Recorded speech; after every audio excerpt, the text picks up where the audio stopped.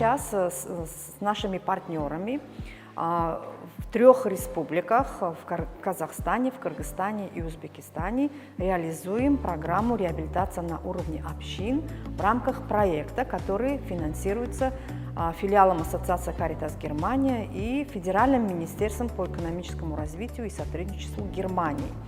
И мы собрали в вашем университете представителей социальных служб, социальных работников для того, чтобы провести им тренинги из курса подготовки реабилитационных работников сообщества.